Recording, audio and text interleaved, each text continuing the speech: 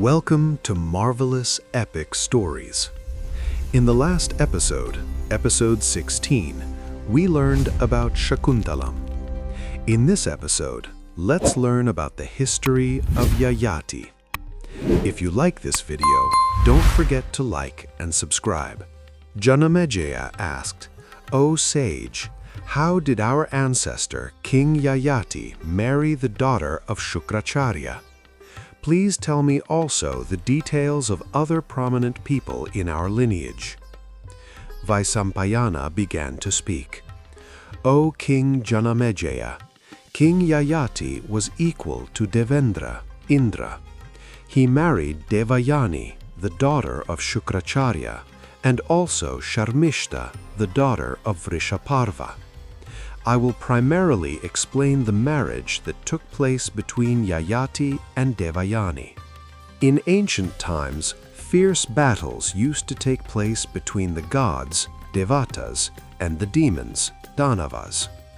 Shukracharya, the guru of the Danavas, possessed the Mrita Sanjeevani Vidya, knowledge of reviving the dead. Because of this, the dead Rakshasas, demons, would come back to life. Since Brihaspati, the guru of the Devatas, did not have that knowledge, he would be tormented because he could not revive the dead gods. One day, the Devatas approached Kacha, the son of Brihaspati, and asked him to acquire the Mrita Sanjeevani Vidya from Shukracharya. Kacha became a disciple of Shukracharya, served him and his daughter Devayani, and gained their respect. Devayani fell in love with Kacha. 500 years passed. The Danavas, realizing Kacha's intention, killed him, cut him into pieces, and fed him to the wild animals. When Devayani wept because Kacha did not return, Shukracharya learned it through his divine vision and revived Kacha with the Mrita Sanjeevani Vidya. Sometime later, the Danavas killed Kacha again, burned his body to ashes, and mixed the ashes into Shukracharya's liquor pot. Shukracharya drank that liquor. When Devayani wept again for Kacha's return, Shukracharya realized that Kacha was inside his stomach. Shukracharya said to Kacha, "Kacha Kumara, I will teach you the Mrita Sanjeevani Vidya. You must come out by tearing my stomach. Since you have emerged from my stomach, you are equal to a son to me." Kacha learned the Vidya and came out by tearing Shukracharya's stomach, which resulted in Shukracharya's death. Kacha immediately revived Shukracharya with the Mrita Sanjeevani Vidya. When Kacha asked for permission to return to the Devaloka, heaven, Devayani said to Kacha, "I have accepted you as my husband. Take me as your wife, co-inheritor of Dharma." Kacha refused, saying, "You are the daughter of my guru. We are like siblings. It is not right to marry you." Devayani, angered by this, cursed Kacha, "May the Mrita Sanjeevani Vidya you have learned be useless." Kacha counter-cursed, "Since you have acted contrary to Dharma, no Brahmana will marry you." After that, Kacha returned to the Devaloka and taught the Mrita Sanjeevani Vidya to all the Devatas. Once, Sharmishtha, daughter of Vrishaparva, and Devayani, daughter of Shukracharya, went to bathe with their maidens. There was a quarrel between the two over clothes. The enraged Sharmishtha insulted Devayani, pushed her into an abandoned well, and left. At that time, King Yayati, who had come for hunting, saw Devayani in the well and pulled her out by holding her right hand.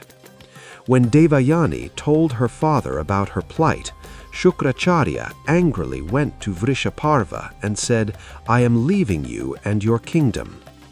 Vrishaparva was frightened and begged Shukracharya for forgiveness. Shukracharya told Vrishaparva to fulfill Devayani's wish.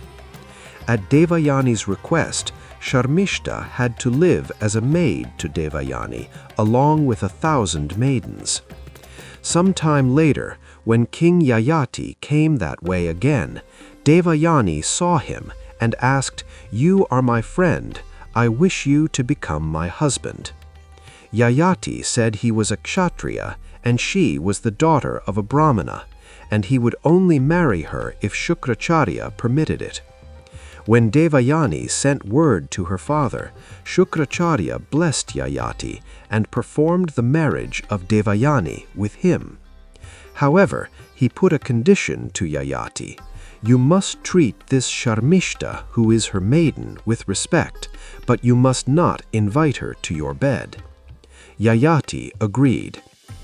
Yayati took Devayani, Sharmishtha, and her maidens to his capital. After some time, Devayani gave birth to 2 sons named Yadu and Turvasu. Sharmishtha worried that her youth was being wasted and asked Yayati to marry her. Yayati, remembering Shukracharya's command, initially refused, but Sharmishtha taught him Dharma and pleaded with him to grant her progeny, saying a woman can consider her friend's husband as her own husband. Yayati granted Sharmishtha's wish and embraced her. Sharmishtha gave birth to 3 sons named Druhyu, Anu, and Puru.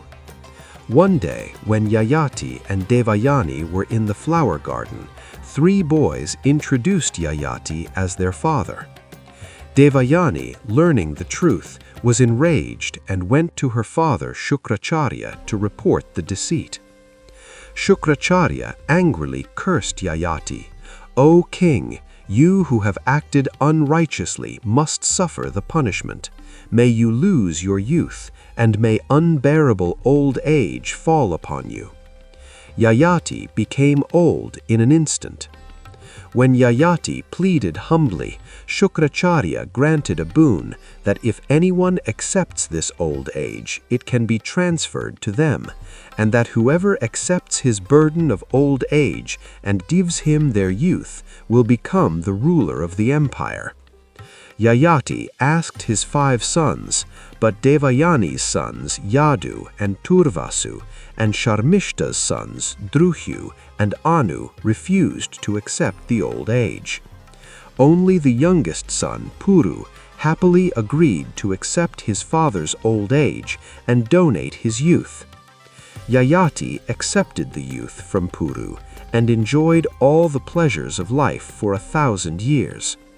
Later, realizing that desires are endless, he called Puru, took back his old age, and returned the youth to Puru.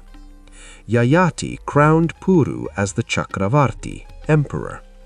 The Brahmanas and the people also supported Puru's coronation for obeying his father's command.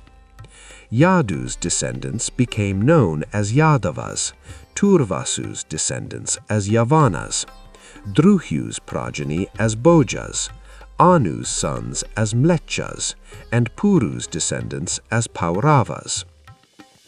Yayati went to the forests and performed severe penance and reached Svargaloka, heaven. There, because he answered the questions asked by Devendra with arrogance, Indra cursed Yayati, "May your power of penance diminish, and may you fall from heaven to the lower worlds." Yayati sought the companionship of virtuous people, and Indra granted that boon. Yayati, while falling from heaven, reached the sages Ashtaka, Pratardana, Vasumantu, and Shibi. Yayati told them his story and explained the loss caused by self-praise. When those sages donated their accumulated merit punyas, punya phalas, Yayati accepted them and ascended to the higher worlds again with them on divine chariots.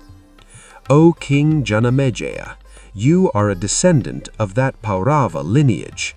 Those who listen to the story of that virtuous person are freed from their sins, concluded Vaisampayana.